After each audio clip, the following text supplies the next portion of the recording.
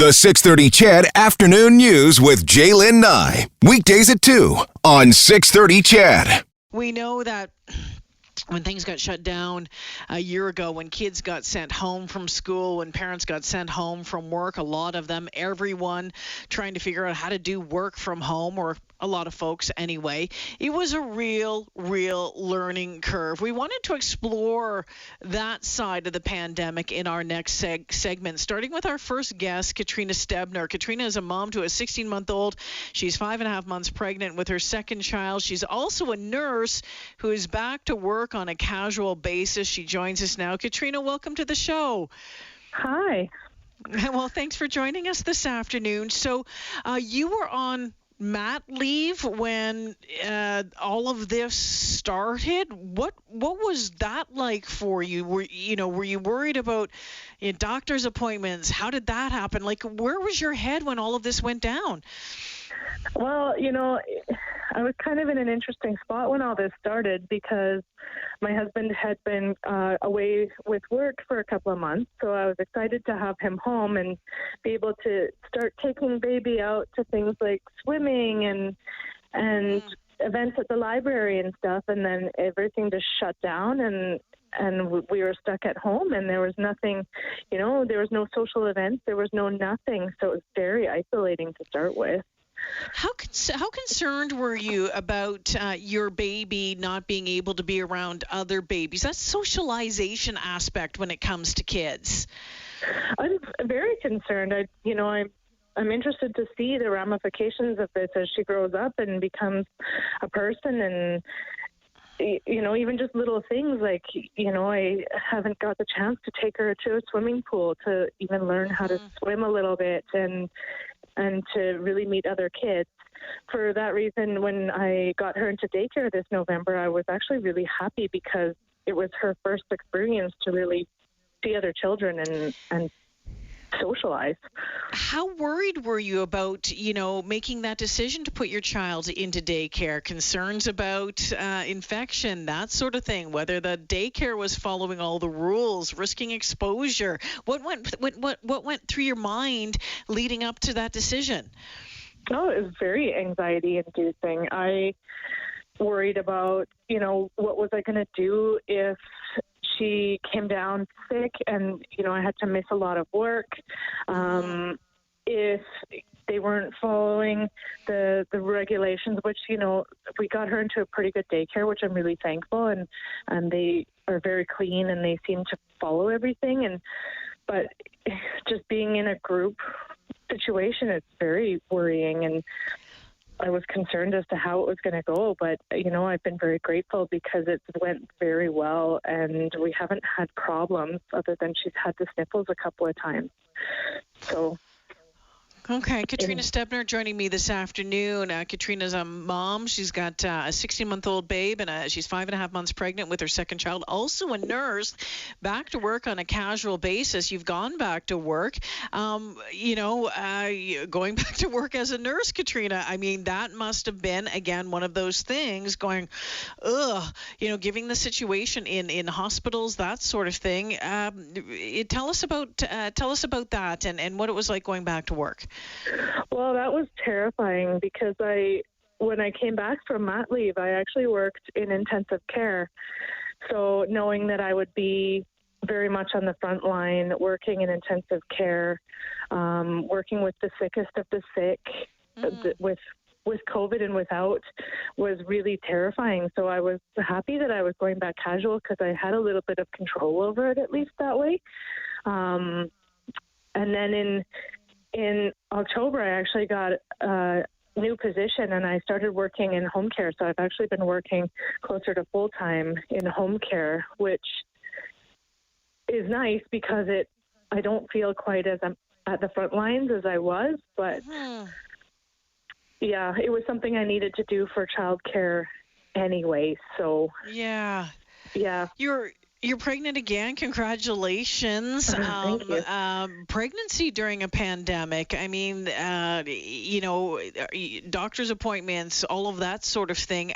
Did it change much from your first child from your first pregnancy to this one?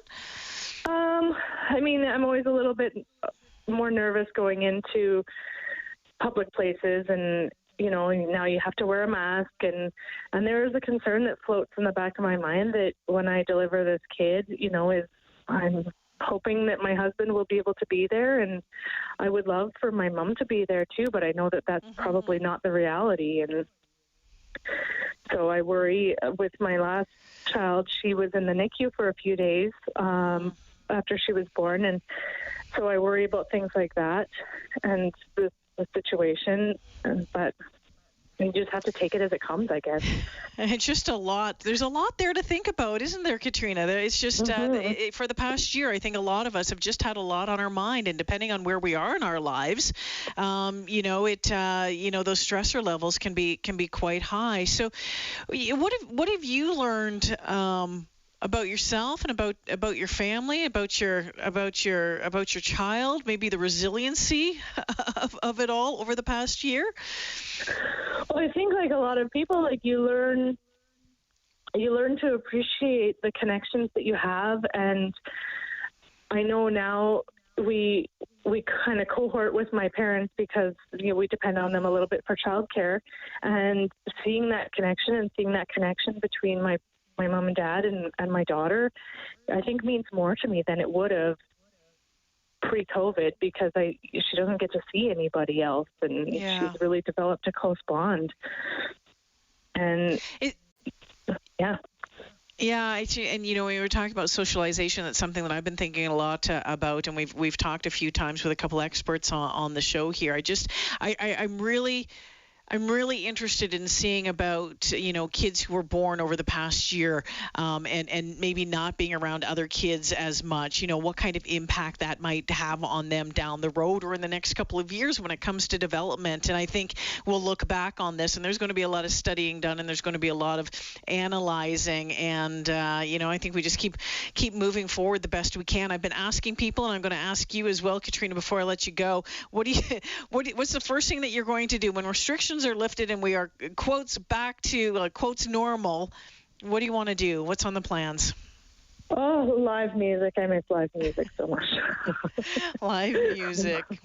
Yes, I would love to hit a concert or an outdoor even live event, or just live music. Just something. Yeah. Well, thank you for joining us this afternoon. Thank you for, shedding some light, or bringing us into your world and what the year has been like for you, as a balancing parenting with full-time work. I really appreciate it. Well, you're so welcome.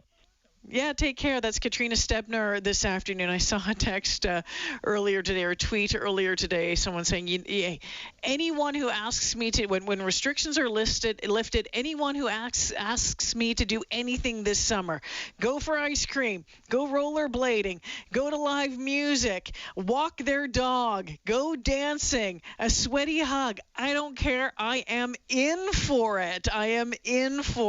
And I think a lot of people are starting to feel that way, and just with some light on the horizon with vaccines, we're feeling more and more optimistic that maybe we'll get to that point sooner rather than later. Is it the possibility that we'll be able to do some of that stuff this summer, the things that we've been missing and the things that we are so looking forward to get back to doing, right? Dr. Brinley talked about hugging. He's going to become a hugging addict. Other people just wanting to get together with friends, seeing your loved ones, maybe traveling. What is that going to look like? It might look a little different, but I think it's, people are really starting to believe that it could happen now instead of this time last year, or probably maybe even April or May of last year, when we're going, oh my gosh, what is next year going to look like? What is the year after going to look like? When the hell are we going to be out of this?